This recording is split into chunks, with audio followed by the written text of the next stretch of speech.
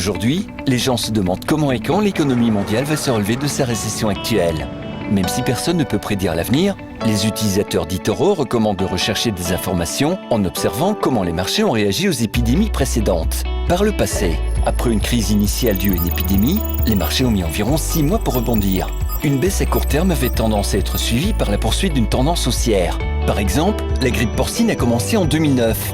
6 mois plus tard, le S&P 500 a augmenté de 18% et, en un an, il était en hausse de 35%. Bien que les rebonds passés ne permettent pas de prédire ce qui va se passer maintenant, ils peuvent faire la lumière sur ce qui pourrait nous attendre. Vous souhaitez obtenir plus d'informations ? Sur eToro, vous pouvez consulter, poser des questions et comparer les stratégies de plus de 10 millions d'utilisateurs du monde entier. Participez à la conversation. Sur eToro, le leader mondial des réseaux de trading social.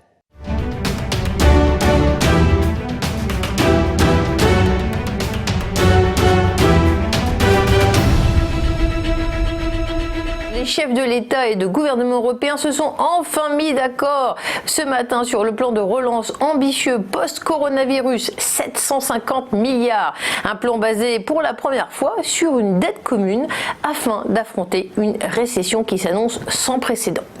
Le site pharmaceutique lyonnais Famar, dernier fabricant d'un médicament à base de chloroquine, un composant mis en lumière durant la pandémie, va être repris par l'entreprise libanaise Benta Pharma. Ce groupe pharmaceutique familial libanais prévoit un investissement de 42 millions d'euros d'ici 2026 et la sauvegarde de 115 salariés sur environ 250 actuellement.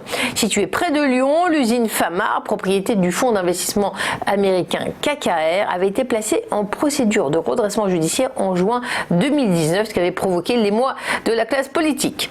Le ministre de la Justice, Éric Dupond-Moretti, hier auditionné à la commission des lois de l'Assemblée nationale, a déclaré qu'il voulait réformer la justice des mineurs, qu'il propose d'encadrer à l'aide d'un nouveau dispositif.